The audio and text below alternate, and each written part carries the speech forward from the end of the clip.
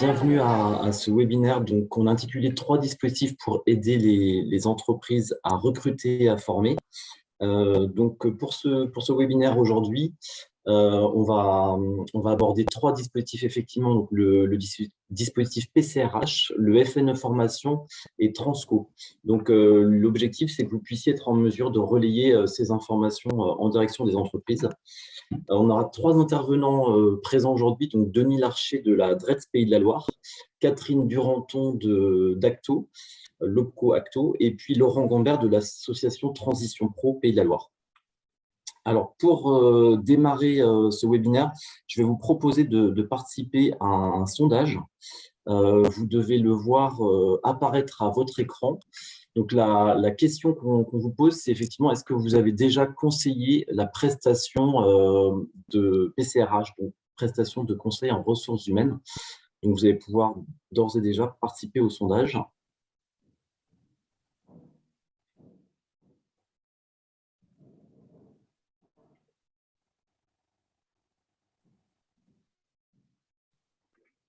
Donc, je vois qu'on a 35 réponses pour le moment. Et ce qu'on repère, donc je vais mettre un terme au sondage et je vais partager les résultats. Vous allez les voir. Donc, vous êtes une majorité, 32, à ne pas avoir jusqu'à présent conseillé la prestation PCRH. Donc du coup, on va y venir tout à l'heure et ça va vous permettre de peut-être être en capacité de mieux mesurer de quoi il retourne à travers cette prestation et pouvoir éventuellement la recommander avec les entreprises avec lesquelles vous êtes en lien. Deuxième question qu'on souhaitait vous poser dans le cadre du quiz. Selon vous, vers qui orienter une entreprise qui souhaite solliciter une prestation de conseil en ressources humaines? Alors, je vais vous proposer de répondre via le chat. Vous allez pouvoir préparer votre réponse et puis dès que vous êtes prêt, vous faites entrer et on va pouvoir voir ce qu'il en est. Donc, la question, vers qui orienter une entreprise qui souhaite solliciter une PCRH?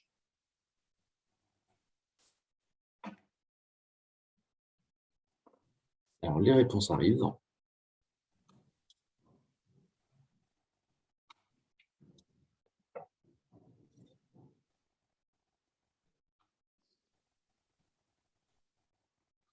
Les réponses arrivent. Alors, on a eu quelques réponses OPCO, on a eu la CMA, on a eu OPCO, la DRETS, les cabinets de mobilité, peut-être une CEP, les chambres consulaires, ne sais pas, vers la MDEDE dont je fais partie pour les TPE-PME, un cabinet spécialisé RH, OPCO, CEP. Bon, voilà, il y a quelques bonnes réponses. Je peux vous dire qu'il y a quelques bonnes réponses. Et puis, pour certains, ça va être utile du coup d'avoir cette clarification. Écoutez, merci d'avoir participé à ce sondage et puis on va tout de suite démarrer donc avec la présentation de la PCRH avec Denis Larcher. Bonjour à tous, donc, je suis Denis Larcher, je suis chef de la mission mutation économique et développement des compétences à la DRETS, Pays de la Loire. Donc, effectivement, le dispositif prestation conseil en ressources humaines est un dispositif pilier sur lequel nous nous appuyons maintenant depuis plus de 18 mois pour accompagner les entreprises sur le volet RH. Alors, je dis plus de 18 mois, c'est un peu faux. C'est-à-dire qu'il y a, depuis 18 mois, on a reconfiguré le dispositif pour aussi s'adapter finalement à la situation liée à la crise sanitaire que peuvent rencontrer les entreprises. Et c'est aujourd'hui un dispositif qu'on met en évidence, qu'on met en œuvre pour essayer de renforcer au maximum cette offre de service à destination de l'entreprise. Alors, qu'est-ce que c'est que le dispositif prestation conseil en ressources humaines? C'est d'abord un dispositif qui est souple. Vous le voyez, il a une possibilité d'intervention via un prestataire RH, donc un expert RH qui est inscrit au répertoire des prestataires pouvant prester sur cette prestation conseil en ressources humaines, avec des durées de prestation ou d'intervention au sein des entreprises qui est de 2 ordres. Alors, soit une prestation dite courte de 1 à 10 jours, soit une prestation complémentaire dite longue qui peut venir en complément de la prestation courte sur une période de 10 à 20 jours pour aider l'entreprise à diagnostiquer la problématique qu'elle a, en termes de ressources humaines, et pour l'accompagner, donc construire avec elle un plan d'action, et puis l'accompagner dans sa mise en œuvre. Ce qui est important d'indiquer, c'est qu'on est bien sur une logique d'appui et d'accompagnement de l'entreprise. Le prestataire qui est retenu, qui est un intervenant externe, n'a pas vocation à faire à la place de l'entreprise, mais a vocation à accompagner en quelque sorte la professionnalisation de la fonction RH de l'entreprise pour qu'à l'issue de cette démarche, sur là où les thématiques sur lesquelles le prestataire a travaillé avec l'entreprise, cette dernière puisse faire seule désormais. Donc, c'est vraiment un point important sur lequel on insiste beaucoup.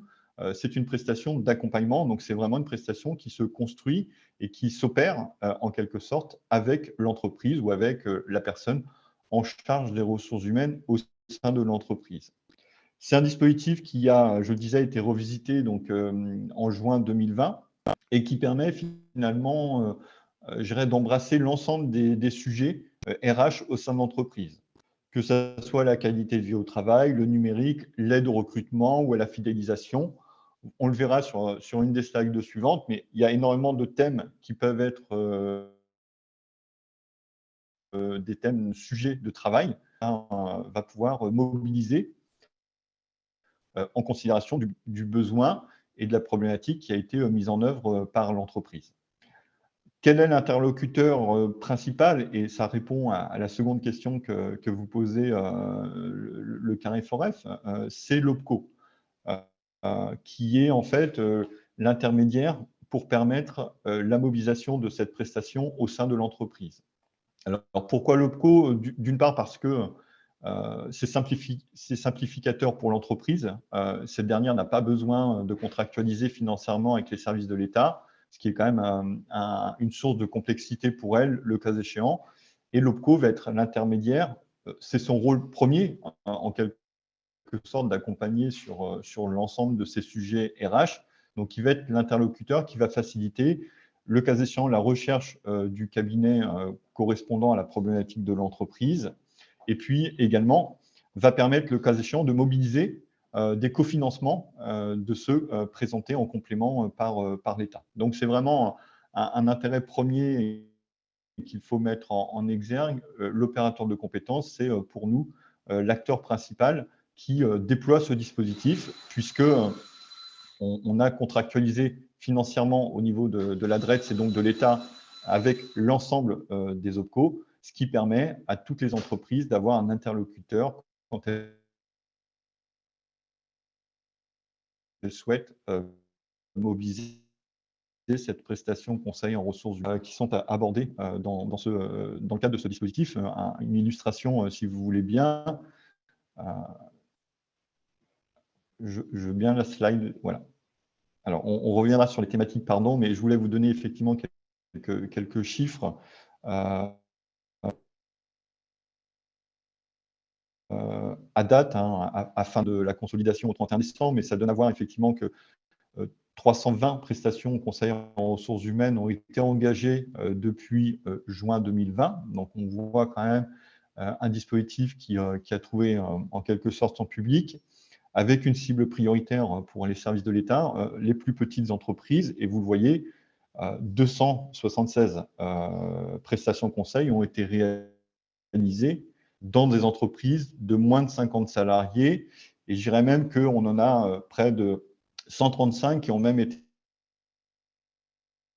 réalisées dans les entreprises de moins un manque, une structuration RH parfois insuffisante, qui fait que le chef d'entreprise il est confronté à devoir traiter parmi tous les sujets aussi le sujet RH. D'où l'intérêt, effectivement, pour nous de pouvoir lui apporter cet apport par un intervenant externe pour lui faciliter la démarche et surtout pour l'accompagner dans la professionnalisation de cette fonction ressources humaines. Également, plus de 2 millions d'euros ont été mobilisés en Pays de la Loire donc, sur ce dispositif. On le verra un peu plus tard, mais on est sur un cofinancement, donc on est le financeur principal, mais on s'est appuyé sur d'autres cofinancements pour faire en sorte que le reste à charge entreprise soit le plus limité possible, voire nul. Donc c'est vraiment important aussi de le mettre en exergue, puisque dans ce cadre-là, on est aussi dans une offre de service qui est très intéressante pour l'entreprise et particulièrement pour les plus petites d'entre elles. Une répartition géographique, vous voyez, qui est assez cohérente par rapport au tissu économique, donc je n'y reviendrai pas, mais voilà, retenez qu'à fin novembre, on a déjà plus de 320 entreprises qui ont pu bénéficier de ce dispositif. Alors, sur les termes abordés, j'en parlais un peu plus tôt, donc vous voyez les principales thématiques finalement qui ressortent des actions de prestation conseil qui ont été réalisées donc, au cours des 18 derniers mois, avec parfois plusieurs thèmes abordés à l'occasion d'une même prestation. Donc, on est vraiment sur des sujets, je dirais, au cœur de la fonction RH, à la fois sur la professionnalisation, sur l'organisation du travail. Bien évidemment, je dirais, la crise sanitaire et les conséquences ont eu dans les entreprises des répercussions. Et il s'est agi parfois aussi d'avoir, par l'intervenant d'un consultant externe, un appui dans l'organisation, la réorganisation dans l'entreprise pour qu'elle puisse faire face et puis qu'elle puisse rebondir et se développer. Tout ce qui est gestion prévisionnelle, emploi, compétences, c'est aussi un sujet important qui est mis en exergue. Et vous le voyez, il y a quand même des thématiques, le recrutement et l'intégration étant également un des sujets essentiels dans le contexte qu'on connaît en Pays de la Loire.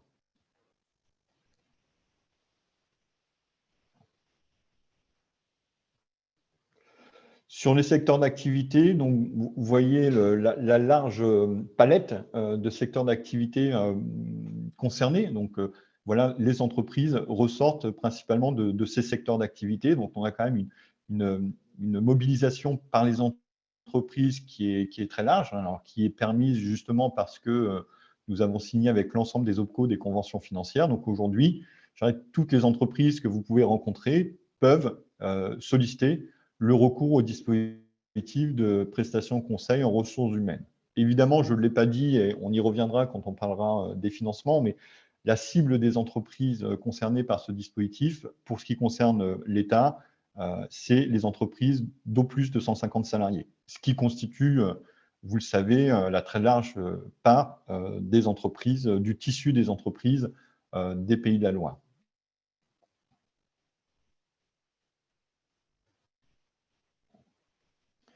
Alors, je le disais, on a un dispositif PCRH que je viens de vous présenter, qui lui est un dispositif national qu'on déploie dans chacune des régions. Et en Pays de la Loire, on a souhaité mettre en place un dispositif dédié, spécifique à l'accompagnement des entreprises sur les sujets du recrutement et de la fidélisation des salariés. On l'a appelé PCRH+, alors c'est presque une avant-première puisque le dispositif est mis en place et lancé depuis lundi. Donc, c'est un dispositif spécifique qu'on présente comme packagé, puisque comme vous l'avez vu, le dispositif PCRH classique est plutôt ouvert et répond à une problématique de l'entreprise qui va ensuite finalement calibrer de mobilisation du prestataire retenu pour accompagner l'entreprise.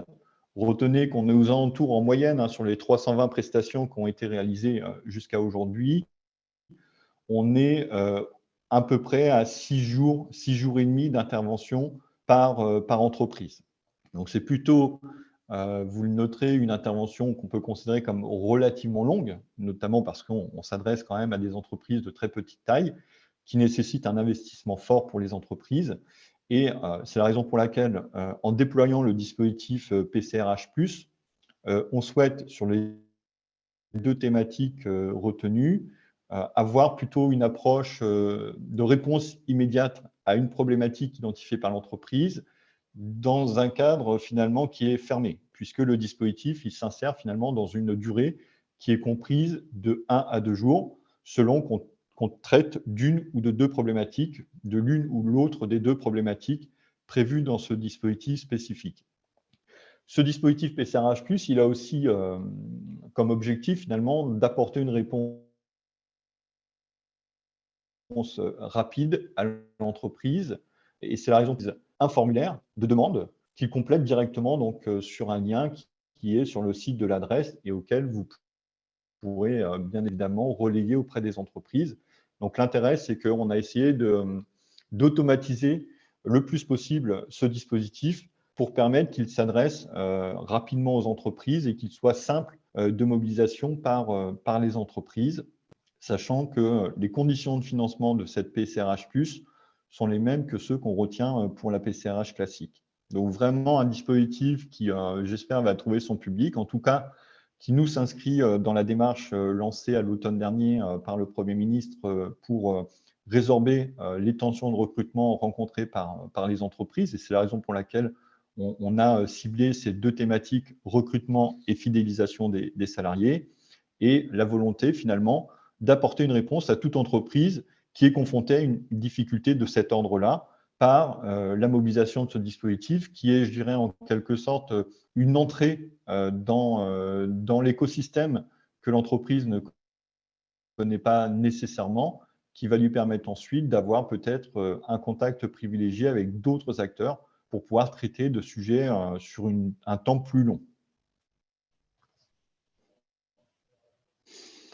Sur les financements, donc, ce qui est important de retenir, c'est qu'avec la région, on a convenu finalement d'un dispositif partagé et d'une grille de financement qui permet à toutes les entreprises d'au plus 50 salariés de bénéficier d'une prise en charge à 100% en cumulant finalement le financement de l'État et de la région, et aux entreprises jusqu'à 250 salariés d'avoir un reste à charge limité à 20%. Donc, on est vraiment sur un dispositif qui est préfinancé pour l'entreprise, donc pour lequel finalement le coût ne va pas forcément ne sera pas un élément discriminant parce que dans la très large majorité des cas, finalement, l'intervention de ce consultant externe au sein de l'entreprise n'a pas de coût économique, même s'il y a un investissement personnel du dirigeant ou du représentant RH de l'entreprise, il n'y a pas de coût lié à l'intervention du prestataire.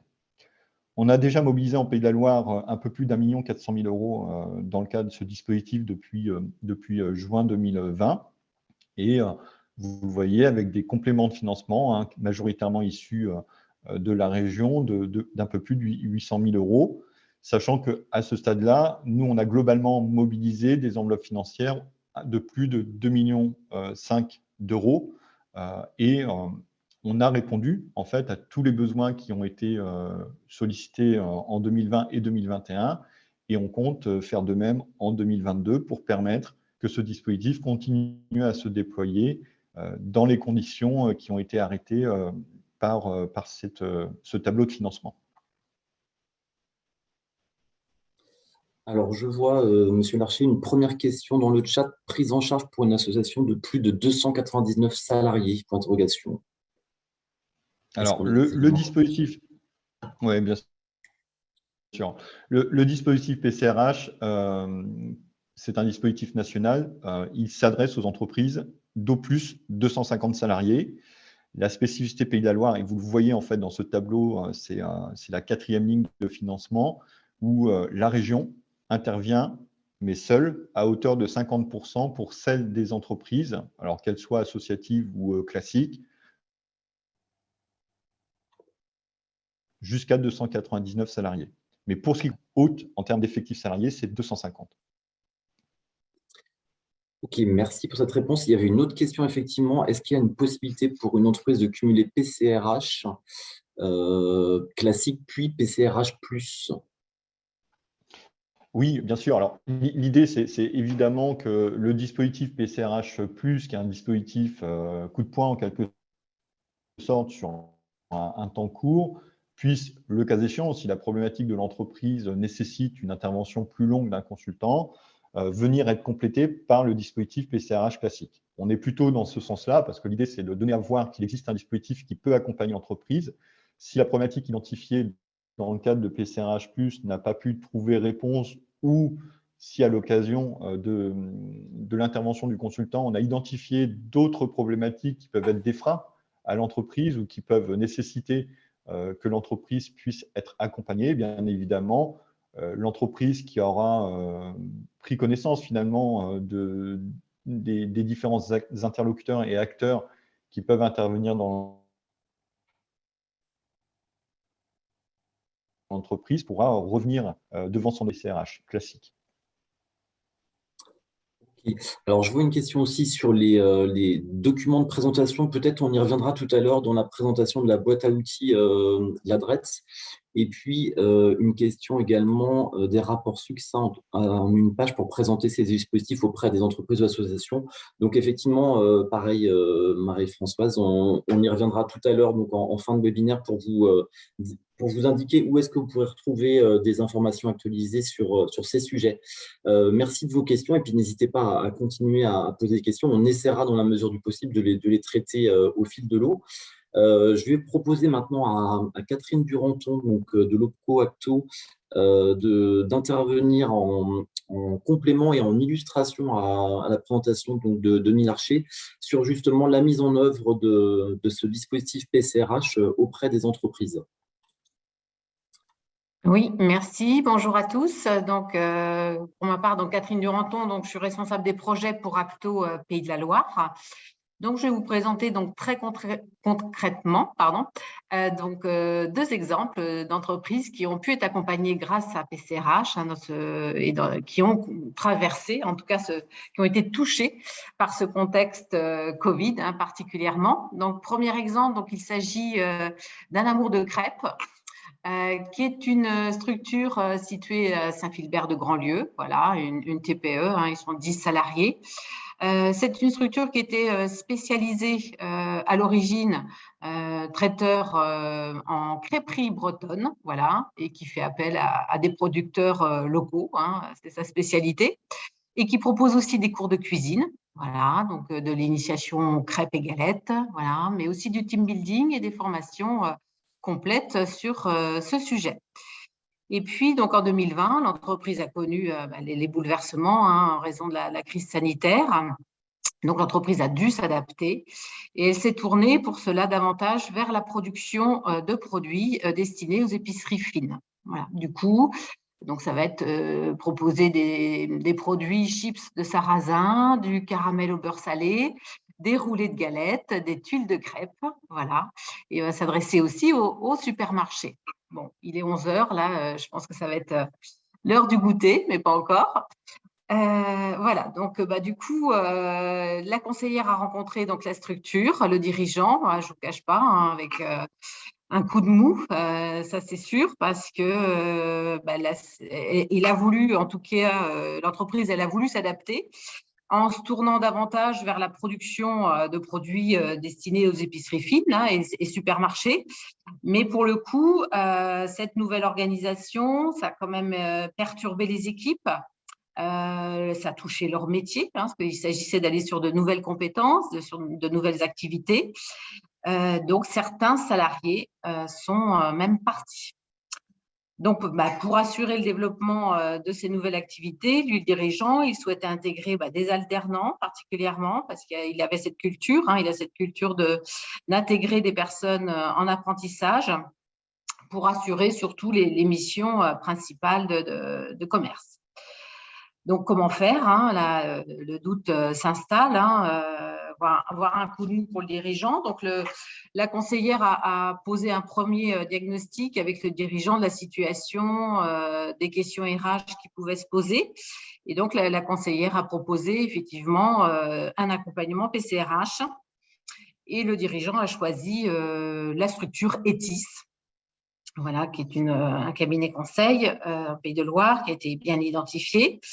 L'idée, c'était de se donner toutes les chances dans ce contexte compliqué, de prendre les bonnes décisions, à la fois concernant l'organisation de la structure, concernant la gestion du personnel, et puis les recrutements, puisqu'effectivement, pour organiser les changements de personnel, il faut aussi savoir mieux proposer, en tout cas valoriser l'entreprise, présenter les atouts de l'entreprise pour mieux recruter. Donc, il a bien compris, le dirigeant, l'intérêt effectivement d'avoir un œil extérieur. Pour lui, il avait besoin de prendre du recul pour reconstituer à la fois une équipe stable et puis structurer davantage son organisation. Côté salariés, eux aussi, dans ce contexte compliqué, bien sûr, ils étaient en attente à la fois d'une écoute et puis d'un soutien dans le contexte difficile, et puis d'avoir de la vision, en tout cas, sur leur avenir. Voilà. Donc, l'accompagnement, il s'est déroulé sur 7 jours. Voilà. Donc là, je vous propose un exemple de démarche d'accompagnement. Donc là, Etis a proposé de structurer l'accompagnement en 4 étapes. Donc, première étape, donc clarifier la stratégie à venir, donc adapter la stratégie au contexte actuel. Et puis, l'idée, s'agissait aussi de faire adhérer l'équipe. Deuxième étape, de construire une équipe autour de cette stratégie. Adapter l'organisation managériale à la stratégie aussi, puisqu'il y avait plusieurs activités, donc voilà, nommer aussi des référents d'activités. Et puis, renforcer l'équipe actuelle. Donc, c'est là où effectivement, on voit que PCRH, à la fois, on traite des questions d'organisation, mais on traite aussi des process, des questions RH qui vont être nécessaires pour préparer ces recrutements et mieux intégrer, voilà, les futurs recrues. Et puis, dernière étape, assurer le suivi de l'équipe, parce qu'on peut poser des choses, mais il faut aussi continuer d'animer l'équipe en place.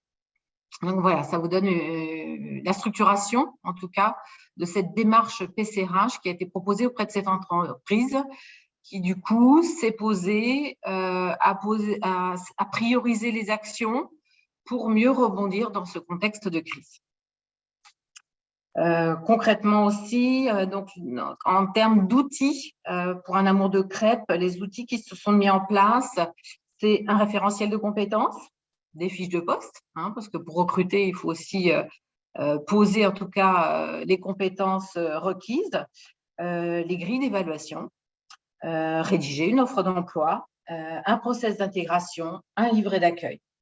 Voilà, donc l'idée, surtout pour un amour de crêpes, c'était aussi peut-être dépasser cette culture de l'oral qu'on peut retrouver principalement dans les entreprises de moins de 10 salariés et passer plus à un formalisme et des process. Donc voilà pour un amour de crêpes. Deuxième exemple, donc très concrètement, donc il s'agit de la structure JA Gastronomie qui est située à Saint-Barthélemy d'Anjou et qui est constituée de 46 salariés. Donc JA Gastronomie, donc ils sont spécialisés, donc c'est une boucherie de gros en viande de très haute qualité. Donc ils font des produits sous vide qu'ils vont proposer à des restaurateurs. Donc, il venait à l'époque de racheter un site dans les Alpes, parce que l'idée, c'était d'être en proximité aussi des restaurateurs qui sont dans les stations de ski. Donc, la double peine, les stations, on connaît la difficulté dans les premières crises de Covid, voilà. Elles n'ont pas pu fonctionner, et puis les restaurateurs encore moins. Donc, on voit que JA Gastronomie, dans son développement, ils sont passés d'une entreprise monosite à une entreprise multisite. Donc, ils avaient de l'ambition, de l'envie, mais là aussi, avec le contexte de crise, l'entreprise a été fortement perturbée, à la fois dans son activité, son organisation, et puis avec les équipes. Donc là, ça pouvait aussi parfois être conflictuel. En tout cas, les équipes étaient inquiètes. Donc, ça a été le contexte Covid. Il est passé à un moment où l'entreprise était dans un déploiement et dans une étape majeure. Donc, c'était voire même le pire moment pour l'entreprise, parce qu'à la fois, elle était dans un timing de fort investissement pour passer dans cette logique de multisite. Donc, ils ont dû se staffer, ils se sont engagés dans des courbes de développement et ils avaient aussi investi pour accompagner ce développement. Et puis, il y avait aussi des investissements lourds qui ont été réalisés en termes de cuisine sous vide. Donc là aussi, comment faire dans ce contexte? Quelles priorités? Alors, bien sûr, l'entreprise, et heureusement, donc, elle a mobilisé l'activité partielle. Ça, c'était un premier point essentiel. Et notre conseillère Acto, dans l'échange aussi avec le dirigeant, donc elle a réalisé un premier diagnostic de la situation, des questions qui pouvaient se poser, et elle a favorisé la mise en relation avec un cabinet conseil, là aussi identifié par la DRETS, et les cabinets sont visibles sur le site de la DRETS. Donc, l'entreprise, elle a choisi d'être accompagnée par le cabinet Accor. L'accompagnement s'est déroulé sur 7 jours, un peu plus de 7 jours. Voilà. L'entreprise, elle avait vraiment un besoin de se poser, voilà, pour mener des réflexions sur la définition d'une organisation à moyen terme, en étant une organisation opérationnelle qui va tenir compte des spécificités futures du développement multisite qui était prévu. L'entreprise, elle devait se doter d'outils de fiches de poste adaptés à cette nouvelle organisation multisite. L'idée, c'était aussi de renforcer le management des équipes et la marque employeur, parce que l'idée, c'était quand même d'accompagner le développement et de mettre en place des recrutements. Il s'agissait aussi de structurer le CODIR pour préparer l'avenir. Il n'y avait pas de CODIR à l'époque. Et de renforcer les équipes des 2 lieux distincts pour préparer la projection vers 2 lieux. Voilà, donc il fallait donner de la méthode à la fois sur l'organisation, la résolution de problèmes, et puis faire en sorte que les équipes des 2 sites soient aussi autonomes dans ces nouvelles organisations. Donc là, vous avez les étapes de la démarche qui ont été proposées par le cabinet conseil Accor. Voilà, donc des étapes de préparation, de cadrage, de lancement, de mobilisation de l'ensemble des équipes, d'organisation des entretiens avec les managers, avec tous les métiers concernés, des étapes aussi de travail, de la méthode. Il s'agissait bien de faire travailler les équipes pour traiter les process RH, nouvelles fiches de poste, et le process de recrutement aussi. Voilà, un travail sur la transformation de l'organisation et puis un travail de restitution auprès des équipes pour qu'elles puissent mesurer donc les différents points d'avancement. Donc voilà la deuxième entreprise qui a pu bénéficier d'un accompagnement PCRH. On a 2 nouvelles questions dans le chat. Alors, une question qui concerne le délai entre la demande d'un PCRH et la première intervention donc, du cabinet dans l'entreprise. Et puis, une seconde question qui demande est-ce que la prestation peut prévoir la rédaction des fiches de poste? Vous en parliez un instant, Madame Duranton. Oui. Alors, le délai, ça peut être très rapide. Voilà. À partir du moment où le conseiller est au fait de la situation de l'entreprise, il propose 2 ou 3 cabinets conseils. Et parce que c'est important que ce soit l'entreprise qui choisisse le cabinet conseil avec qui il va traiter l'histoire et puis poser les choses. Donc, c'est un délai si le dirigeant, tout est prêt, ça peut se faire très rapidement. Les consultants sont disponibles, ils sont suffisamment nombreux. Donc, ça peut se faire sous l'espace de 8 à 15 jours, il n'y a pas de souci. Et puis, oui, ça fait partie des possibilités, en tout cas, d'associer l'entreprise et les acteurs pour la rédaction de fiches de poste. L'idée, c'est pas que le consultant il fasse tout seul dans son coin et qu'il rédige la fiche de poste. L'idée, c'est bien de travailler en mode participatif et que l'équipe, en tout cas manager ou l'équipe, parfois ça peut être aussi des personnes du métier qui contribuent à la rédaction de ces fiches de poste. C'est ça qui est important, parce que l'idée, c'est de contribuer à la mise en place d'une fonction RH dans les entreprises. Et si l'entreprise et les équipes participent, c'est plus facile aussi après pour faire vivre les choses. Ok, merci pour ces questions.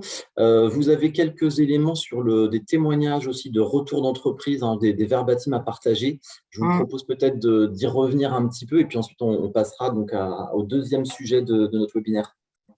Voilà, donc lors de mes échanges avec les entreprises, j'ai retenu ces verbatims qui me semblaient importantes et puis on voit bien et qui expriment bien le besoin des entreprises et l'intérêt en tout cas de mobiliser la PCRH qui, de toute façon, ça part du besoin des entreprises.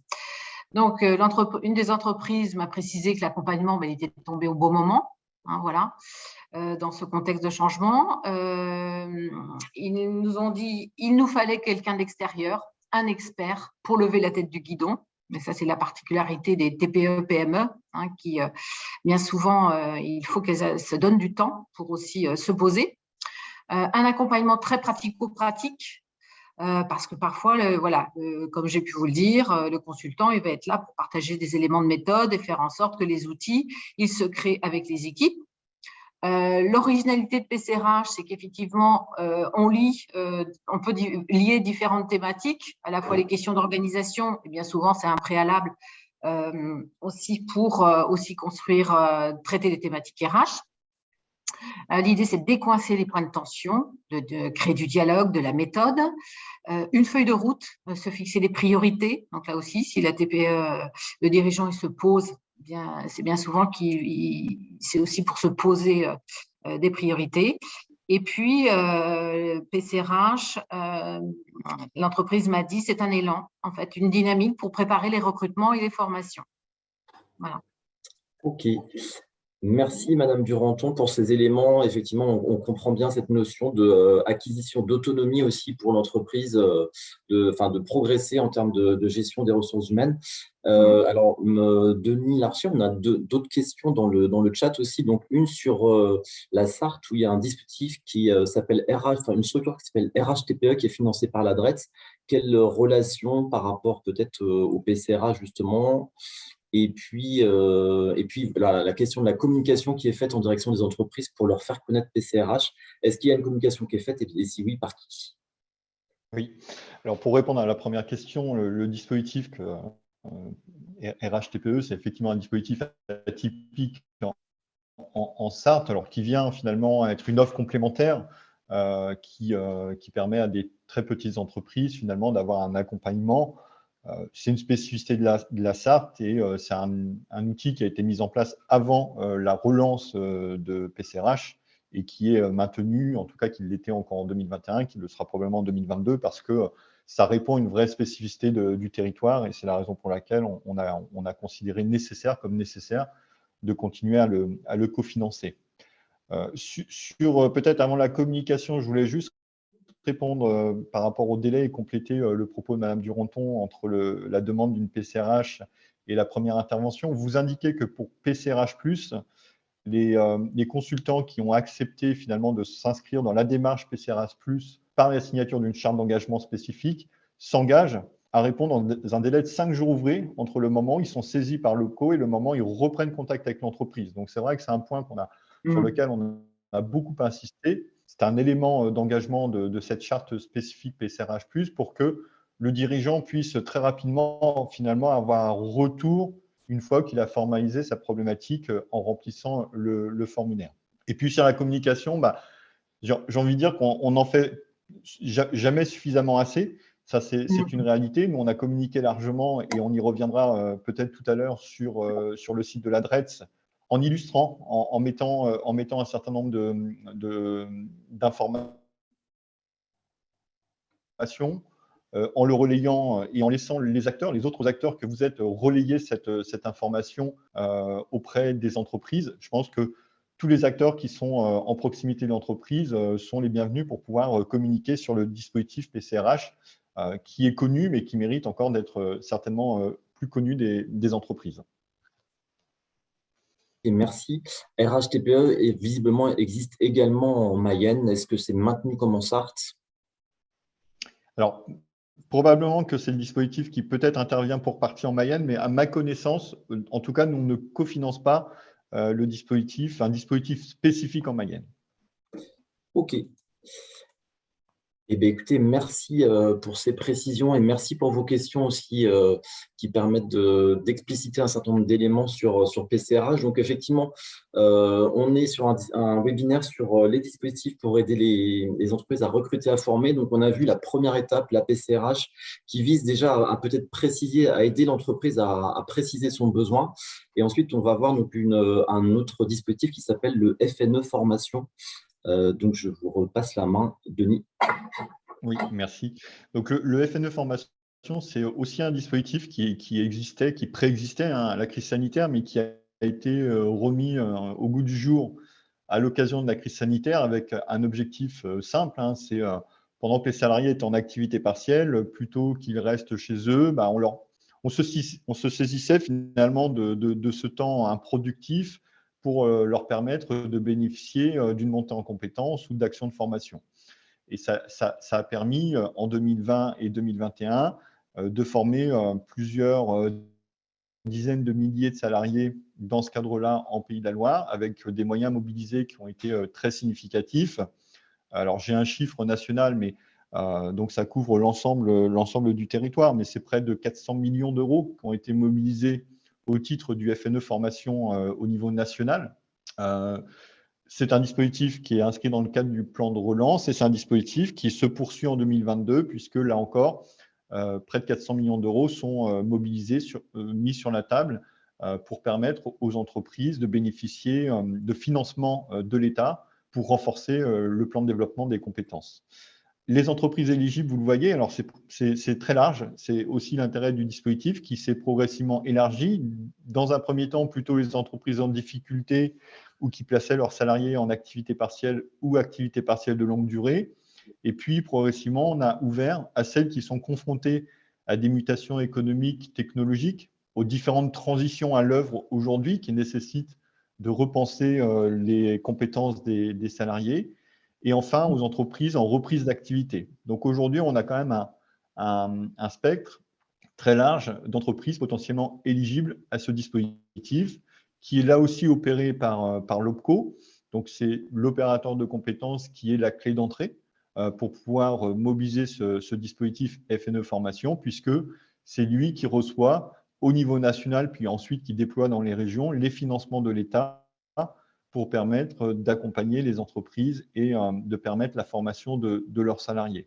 Et puis une spécificité, c'est que tous les salariés sont éligibles, quel que soit leur niveau de compétence, leur niveau de diplôme, et avec une intervention de l'État qui, pour le coup, elle est différenciée selon le motif de recours au dispositif, donc selon qu'on est en activité partielle ou qu'on est en reprise d'activité, ou selon la taille de l'entreprise. Donc c'est vraiment un croisement de ces deux critères qui va faire que la prise en charge va varier de 40% à 100% du coût pour les entreprises, notamment de moins de 300 salariés. Donc vraiment un dispositif qui est très incitatif, hein, qui est, je dirais, spécifique, puisque l'État n'a pas vocation, a priori, à financer la formation des actifs en emploi, qui a été mobilisé donc, à l'occasion de la crise sanitaire et qui se poursuit encore en 2022. Donc là aussi, c'est important de donner à voir aux entreprises qu'il existe ce dispositif pour leur permettre de le mobiliser pendant qu'il est encore à disposition. Merci pour ces éléments. Du coup, on va redonner la parole à Madame Duranton pour quelques petites précisions aussi, puisqu'effectivement, les OPCO, une nouvelle fois, sont associés sur la mise en œuvre du FNE Formation. Oui, hein, puisque les conseillers, en tout cas, sont chargés d'accompagner les entreprises sur ce dispositif. Donc, pour vous donner une idée très concrètement, donc en ce qui concerne Acto, oui, on avait conventionné au niveau national sur 2021 pour un montant de 71 millions d'euros et une convention 2022 qui prévoit un accompagnement à hauteur de 95 millions d'euros. Voilà.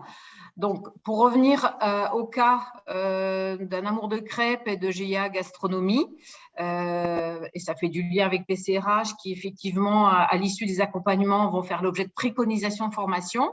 Donc, en l'occurrence, ces deux entreprises ont pu mobiliser le dispositif FNE parce qu'effectivement, elles avaient tout un travail de préparation, d'organisation et elles ont mobilisé principalement le FNE pour financer des formations sur le management.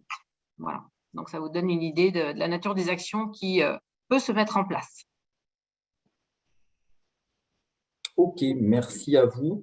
Est-ce qu'il y a des questions sur cette partie sur les FNE Formation ou d'autres précisions que vous souhaitiez apporter les uns ou les autres?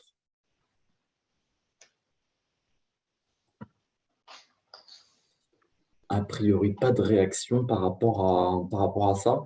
Du coup, on va passer sur la troisième partie sur Transco. Donc, c'est un autre dispositif, donc effectivement, pour accompagner les entreprises. Alors, entre-temps, une question est apparue sur, avez-vous d'autres exemples d'entreprises donc j'imagine sur le FNE Formation, Madame Duranton, est-ce que vous avez en tête d'autres choses? Oui, bien sûr. Hein, il y a eu tellement de demandes FNE que les exemples sont en masse. Alors, je ne les ai peut-être pas toutes en tête, mais c'est vraiment des natures de formation différentes. Certains ont pu se certifier sur la FEST. Voilà, ça peut être un type d'action. Qu'est-ce que j'ai d'autre en mémoire? Formation management, formation les langues aussi, là aussi, sur des actions certifiantes, des modules certifiants. Qu'est-ce qu'il y a eu? Des formations sur formation de formateurs aussi, des formations liées à la digitalisation. Voilà, non, c'est vraiment des thématiques vraiment diverses et variées, quoi. Ok. Alors, est-ce qu'il y a des formations qui ont été refusées et quels peuvent être les critères de refus de prise en charge dans le cadre du FNE formation? Oui, c'était donc les formations qui ne sont pas en lien avec une reprise d'activité, qui ne sont pas en lien avec les formations obligatoires, ne sont pas éligibles. Ça, c'est des choses, voilà. Oui, il faut effectivement que la formation soit bien en lien, qu'on puisse bien faire le lien avec le contexte de l'entreprise, quoi, dans ce contexte de reprise. Alors, il y a une question aussi sur le dispositif FNE élargi. Est-ce qu'il va perdurer au-delà de 2022 ou pas? Et puis, la question est-ce que le FNE peut intervenir en cofinancement avec d'autres dispositifs? Alors, cofinancement avec d'autres dispositifs, oui, c'est possible, hein, lorsque ce sont des fonds conventionnels de branche. Là, ce sont possibles parce qu'ils sont considérés comme des fonds privés. Voilà, mais on ne peut pas mobiliser des fonds publics en complément de ces fonds publics de FNE. Voilà. Et pour les perspectives, là, je vous laisse peut-être M. Larcher répondre. Oui, bien sûr. Alors, simplement pour compléter, mais sur les entreprises de moins de 300 salariés, quel que soit le motif, la prise en charge, elle est déjà de 100%. Donc, il n'y a pas vraiment besoin de compléter, puisque l'État prend en charge la totalité. Qu'on a été aussi amené, effectivement, en lien avec les OCO, à parfois refuser des actions de formation parce que les coûts qui étaient présentés étaient exorbitants, en tout cas loin d'être justifiés. Donc là, c'est un arbitrage et c'est une responsabilité de l'OPCO, hein, dans ses obligations prévues au Code du travail. C'est aussi de s'assurer finalement de la bonne utilisation des fonds publics et notamment des fonds de l'État. Et à ce titre-là, on a pu effectivement parfois partager des situations et être amené à refuser des actions de formation parce qu'on considérait que le coût était en inadéquation avec l'action de formation réalisée. S'agissant de la poursuite du dispositif, moi, ce que je peux vous dire, c'est qu'il va se poursuivre en 2022 puisque les crédits ont été validés en loi de finances, mais qu'il y a quelques évolutions ces prochains mois au niveau national qui ne nous permettent pas de garantir qu'au-delà de 2022, le besoin sera encore aussi important. Et je le disais tout à l'heure, hein, l'État n'a pas vocation à financer dans des montants aussi élevés la formation des actifs en emploi. Donc, c'est vrai que c'est quand même de la responsabilité première des entreprises. Donc, on pourrait revenir peut-être en 2023 à un schéma plus classique où l'entreprise, c'est de sa responsabilité de former les salariés qu'elle a en son sein. Merci pour ces précisions. On va passer donc au troisième dispositif, donc Transco, et c'est Laurent Gambert qui va intervenir. Vous m'entendez bien? Oui. C'est bon? Ouais. Donc, merci effectivement à toutes et à tous. Donc, je m'appelle Laurent Gambert et je suis responsable du projet du dispositif Transition collective dont vous avez le diminutif Transco. Comme ça, tout le monde saura de quoi nous parlons. Alors, avant de démarrer, un petit jeu, si vous voulez bien, un petit quiz, allez, en 30 secondes. À votre avis, transition collective, ça peut répondre à quel type de situation? A, une entreprise qui a déployé un plan de sauvegarde. B, une entreprise qui diversifie son activité, se transforme. C, une entreprise qui veut réduire son effectif. D, une entreprise qui va licencier. E, un métier qui disparaît dans l'entreprise. F, qui peut répondre aux besoins de recrutement. Allez, prenez juste quelques secondes. Vous pouvez utiliser le fil de conversation pour sélectionner les bonnes réponses. Et il y aura un voyage à gagner offert par le Carrefour qui a organisé bien évidemment cette visio. Bertrand, je te vois faire la moue, ce n'est pas grave. Voilà, c'est un sourire un peu crispé. Voilà, les premières réponses arrivent. Voilà, pour vous initier tout simplement un peu au cas de figure.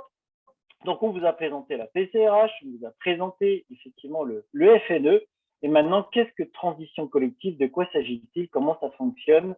À quel type de situation cela peut-il correspondre?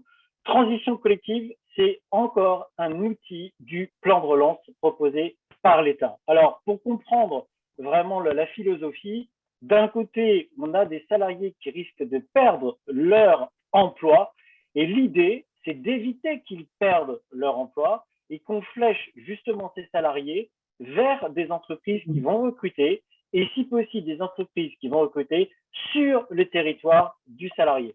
Et le tout sans passer par la case chômage.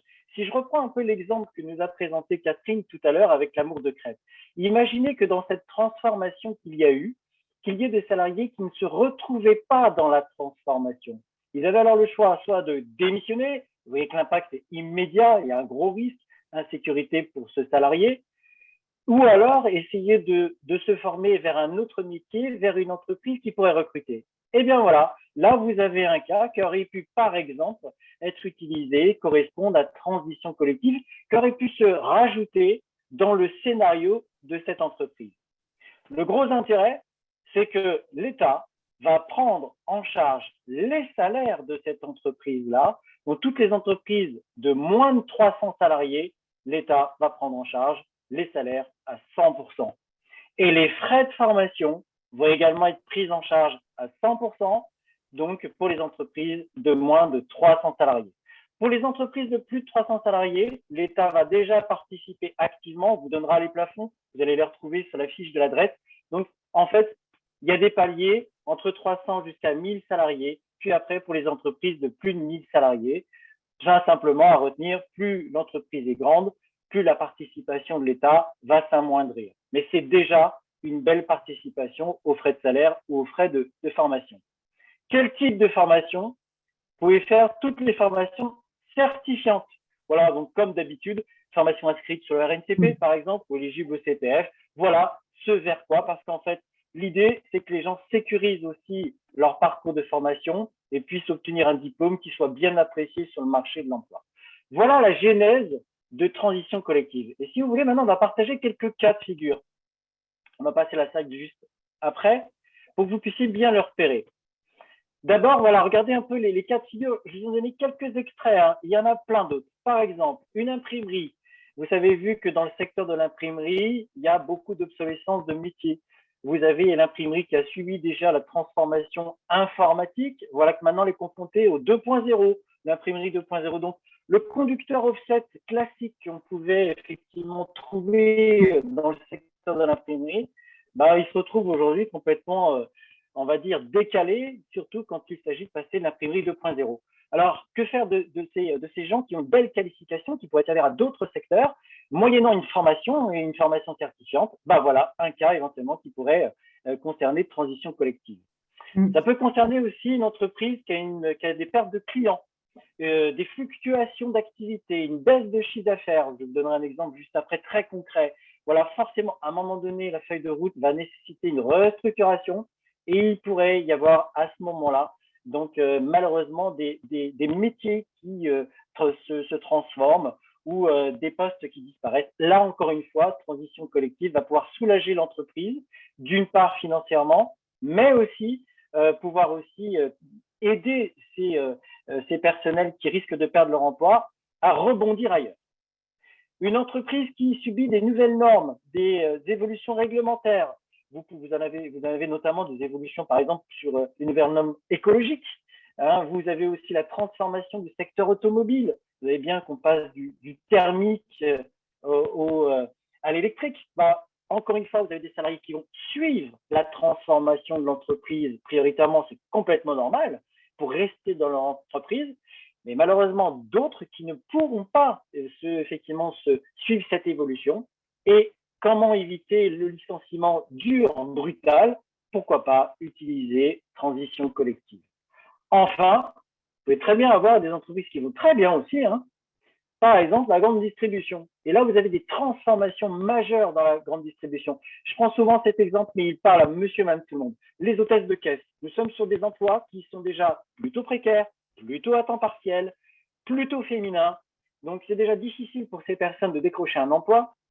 Elles sont dans un monde où globalement ça évolue tellement, puisque la grande distribution, regardez ce qui s'est passé en l'espace de 2 ans, et accéléré en plus avec maintenant les mesures sanitaires. On a ces supermarchés, ces hypermarchés qui se sont transformés globalement vers le drive, diversification. Il y a eu cette mise en rayon aussi qui évolue, on transforme les rayons. Vous avez en fait le click and collect, vous avez en fait les caisses automatiques, vous avez des univers qui sont en train de se transformer complètement. En fait, cette hôtesse de caisse, on prenait un exemple dans un supermarché, il y avait peut-être 15 caisses, tout compte fait avec toutes ces transformations, il n'y en a plus que 10. Et que vont devenir les 10 caissières? On va leur proposer d'aller au drive, on va leur proposer d'aller éventuellement sur la mise en rayon, on va leur proposer d'aller sur le click and collect, etc., etc. Mais si elles ne veulent pas, où est-ce qu'elles pourraient aller d'autres? Et là, encore une fois, on a un cas de figure où on a une entreprise qui va bien et il y a une mutation du métier qui pourrait nécessiter à certaines personnes, certains collaborateurs, de se préparer à un autre métier ailleurs qui peut effectivement répondre aux besoins de compétences des entreprises qui recrutent sur leur territoire. Donc, ce petit schéma pour bien faire le lien avec ce qu'on vous a présenté un peu avant, le FNE, vous voyez bien qu'il converge plutôt vers des mobilités internes, des entreprises qui se transforment. D'ailleurs, il n'y a pas que le FNE. Donc, Catherine vous dirait aussi qu'il y a d'autres dispositifs, mais ce n'est pas pour aujourd'hui. Et dès lors qu'une personne ne peut pas se positionner à ce moment-là sur une mobilité interne, il faut imaginer une mobilité externe. Et au regard des contextes que je viens de vous présenter, transition collective pourrait alors répondre aux besoins de ces salariés qui risquent de perdre leur emploi à terme et répondre aux besoins de l'entreprise qui sera bien effectivement aussi heureuse de trouver une solution qui, on va dire aussi entre nous, amoindrit l'effet social. Voilà, c'est moins brutal, ça amortit. J'ai pour habitude de dire qu'en fin de compte, on évite globalement de passer par la case Pôle emploi, on évite l'assurance chômage et on anticipe pour que la personne puisse rebondir avant qu'elle quitte sa structure. En plus, il est permis par transition collective de toute façon de pouvoir permettre aux salariés qui s'est projeté sur un métier futur, qui se forment, de pouvoir quand même revenir dans l'entreprise. Donc, imaginez que ça ne se passe pas très bien. Pour l'instant, il y a de l'orage dans l'entreprise, économiquement ou par les transformations, il y a peu de visibilité.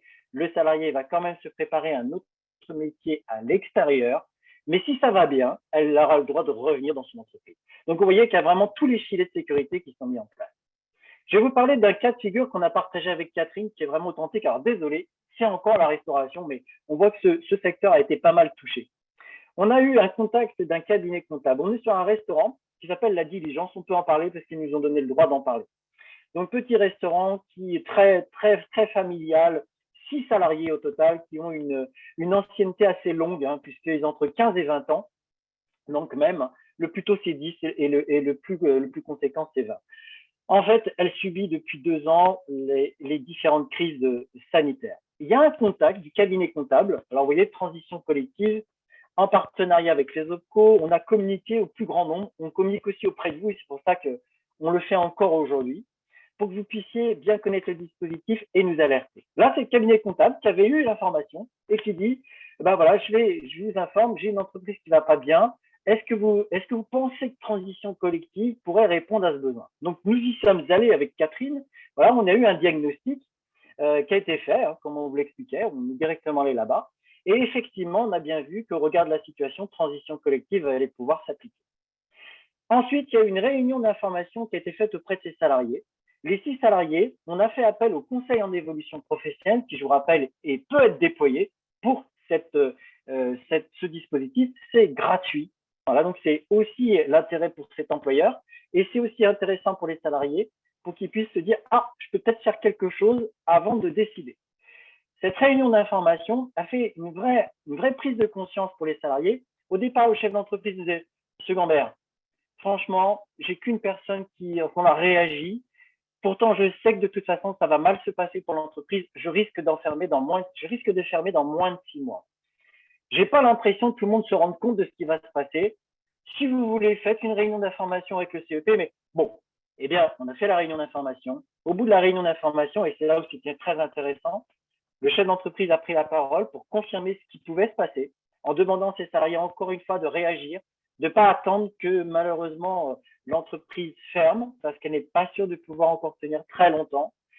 Au bout de cette réunion d'information avec l'opérateur CEP, on a pu projeter les salariés en disant voilà, soit vous faites rien aujourd'hui et vous allez subir de plein fouet, voilà ce qui va se passer. Soit aujourd'hui, on vous propose de commencer à réagir. Ça ne veut pas dire de faire une formation pour tout le monde. Ça veut dire de commencer à initier une réflexion sur vous-même pour commencer à vous dire qu'est-ce que je peux faire avec mes compétences? Est-ce que je reste dans mon secteur d'activité et je rebondis ailleurs? Il faudra peut-être éventuellement que je fasse mon CV, que je commence à aller m'adresser à d'autres entreprises. Ça fait 10-15 ans que je n'ai pas fait ça. Donc, il faut se remettre au goût du jour. Est-ce que je commence à réfléchir à peut-être à rebondir dans d'autres secteurs? Eh bien, c'est le cas de 2 personnes, effectivement, sur les 6. Les 6 ont passé commande du CEP. Et déjà sur les 6, il y en a 2 qui vont flécher vers un autre secteur. Les 4 autres, pour l'instant, réfléchissent encore et sont sur une réflexion pour eux-mêmes. Entre-temps, Acto est intervenu et a pu proposer à ces deux salariés des immersions. Voilà, regardez la belle complémentarité. Alors, je ne dis pas ça pour faire joli, mais parce que c'est sincère. Voilà, vous avez effectivement Catherine qui a dit « Attends Laurent, je peux mettre en relation telle personne avec telle entreprise. Moi, dans les transports ambulanciers, j'ai une entreprise qui pourrait être intéressée. Je peux faciliter l'immersion. » Voilà, vous voyez, c'est un exemple d'une belle complémentarité. Et voilà comment d'un côté, on va peut-être pouvoir sauvegarder des emplois, essayer de trouver une solution pour une entreprise qui est fortement déstabilisée et en même temps commencer à pouvoir nourrir des réponses pour des entreprises qui, elles, veulent recruter. Un levier de plus. Voilà ce qu'on voulait effectivement partager avec vous particulièrement. Alors, pour vous dire maintenant les réponses par rapport au voyage que vous avez gagné offert par le Carreforet, la destination vous sera gentiment, et bravo à vous pour ceux qui ont répondu. Alors, les quelques particularités. Une entreprise qui a déployé déjà un plan de sauvegarde, on ne pourra pas intervenir. Voilà, sachez-le. Donc, le plan de sauvegarde est une particularité. La transition collective, c'est fait pour être avant. C'est vraiment une réflexion qui se situe avant dans la gestion d'une situation d'une entreprise. Ça pourrait concerner une entreprise qui veut se diversifier, oui, qui se transforme, mais attention, ce n'est pas fait pour payer ce que devrait faire l'entreprise par un autre dispositif. Par exemple, le FNE. S'il y a une transformation qui est strictement interne, le FNE peut effectivement se déployer. Mais si maintenant vous avez des salariés qui n'envisagent pas forcément de pouvoir se positionner sur cette transformation, à ce moment-là, il peut y avoir transition collective. Oui, quand la transition collective peut intervenir pour justement réduire l'effectif, donc bien avant de vouloir réduire l'effectif, vous avez bien compris. Oui, ça peut répondre à une entreprise qui risque de licencier. Oui, ça peut répondre à une entreprise où le métier disparaît. Vous avez vu les hôtesses de caisse qui évoluent. Voilà. Et oui, indirectement, transition collective peut aussi répondre aux besoins de recrutement. Voilà, il y a pas mal de questions et je crois que Denis maintenant va vous compléter cette approche qu'on a voulu la plus concrète possible. Effectivement, je vous laisse poursuivre, Denis. Et puis, on a quelques questions dans le chat, notamment sur la question de l'articulation avec les EPCI et comment elles peuvent communiquer sur ces dispositifs en lien avec Transition Pro. Sur la question du FNE Formation, il en était question également. Merci. Alors, je ne vais pas forcément, pour pas que on dépasse trop les délais, parce que je vois qu'il est déjà plus de 12 heures, mais vous remontrez finalement l'écosystème, et il a été très bien illustré par Laurent, donc je ne veux pas y revenir. Peut-être repréciser que les formations qui peuvent être financées dans le cadre de transition collective sont les formations qui sont identifiées sur des métiers en tension, et qu'à ce titre, il y a une liste des métiers en tension qui a été élaborée, qui peut faire l'objet d'ajustement, qui est relativement ouverte. Donc aujourd'hui, je ne pense pas que ce soit un frein pour les différents projets qui pourraient être mobilisés dans le cadre de transition collective. Et puis peut-être aussi donner quelques éléments de perspective, puisque aujourd'hui, on vous parle d'un dispositif qui a été négocié avec les partenaires sociaux à l'automne 2020, qui est rentré en application en début 2021, qui cherche encore un peu son public pour tout se dire, pour plein de raisons que vous pouvez aussi identifier. Il est parfois difficile pour les entreprises de formaliser finalement ceux des emplois qui peuvent être menacés en leur sein.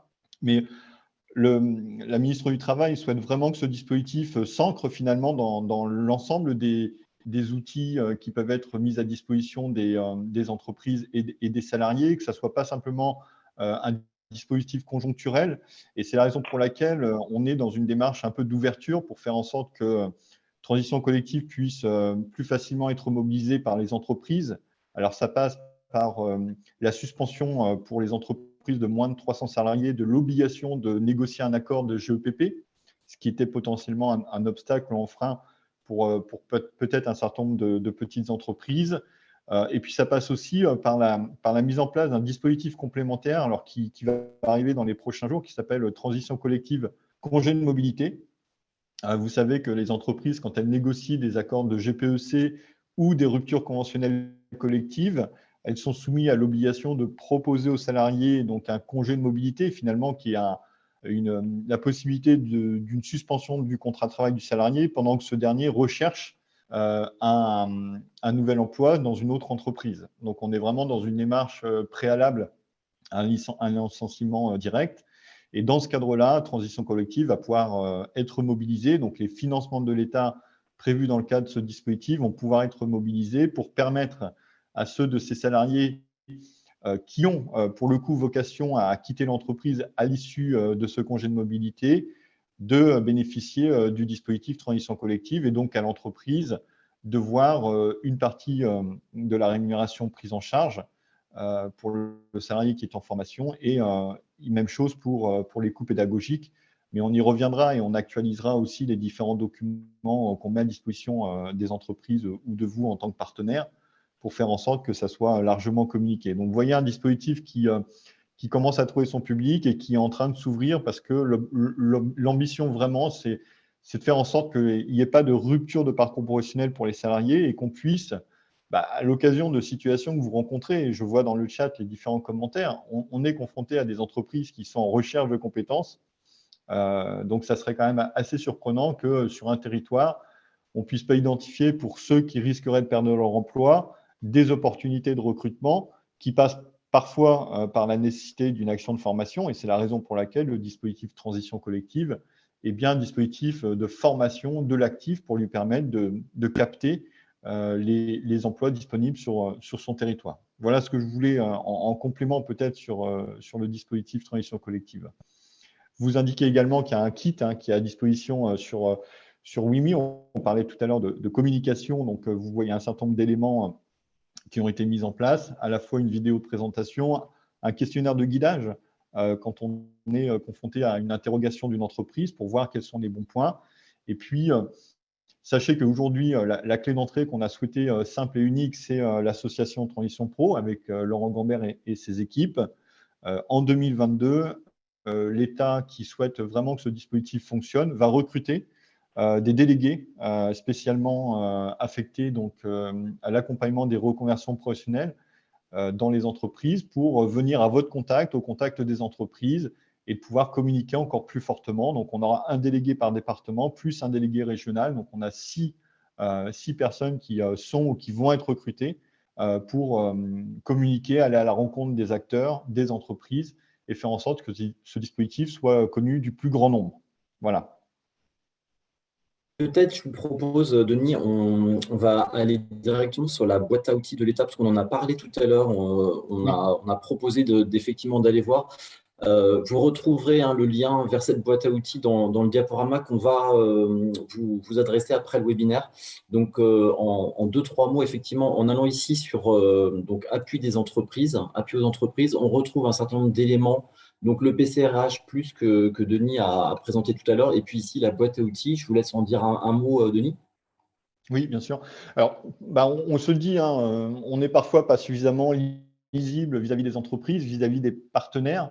Donc, ce qu'on a souhaité en Pays de la Loire, c'est à l'occasion, là encore, de la crise sanitaire, mettre en place et mettre à disposition de l'ensemble des acteurs des outils permettant de communiquer largement sur un certain nombre de dispositifs. Donc, vous voyez, il y en a une petite dizaine, mais pour lequel on assure une actualisation vraiment au fil de l'eau. Donc, vous pouvez être certain que quand vous allez récupérer un instant T une fiche sur la boîte à outils, vous aurez les dernières informations en votre possession. Et puis, ces fiches ont vocation à être très synthétiques. En général, c'est un 2 pages, un recto verso, mais également on transmet par lien d'autres documents sur lesquels vous pouvez avoir réponse. Je pense par exemple aux instructions ministérielles, je pense par exemple aux questions-réponses. Pour la PCRH, vous aurez dans un document annexé finalement le tableau qu'on vous a présenté sur l'écofinancement. Enfin, vous voyez, tous les outils qui nous semblent les plus opérationnels possibles pour vous permettre aussi de connaître l'outil et puis d'en diffuser une information la plus précise possible, la plus actualisée. Voilà, c'est ça l'ambition qui était la nôtre au moment où on a souhaité mettre en place cette BOM et qu'on souhaite conserver parce qu'elle répond aussi à un besoin d'avoir une information simple, précise et actualisée. Ok, alors on va clôturer le webinaire parce qu'il est effectivement 12h, on a un petit peu débordé. On s'est engagé auprès d'un groupe local, un CLEFOP, qui organise 2 webinaires, donc les 22 février et le 18 mars. Donc des webinaires qui s'intitulent Recrutement, mission impossible. Donc on va vous envoyer aussi donc, pour le territoire 44 Sud. On enverra le lien vers ce flyer qui sera communiqué largement auprès des entreprises pour qu'elles s'inscrivent sur ce webinaire. Écoutez, merci à vous pour vos interventions, donc Madame Duranton, Laurent Gambert, Denis Larcher. Et puis merci à tous les participants aussi pour leur participation active justement à ce webinaire. On vous envoie donc dans la foulée le lien vers le replay et puis le support de présentation. Et puis à très bientôt sur d'autres actions de pro. Merci, au revoir à tous.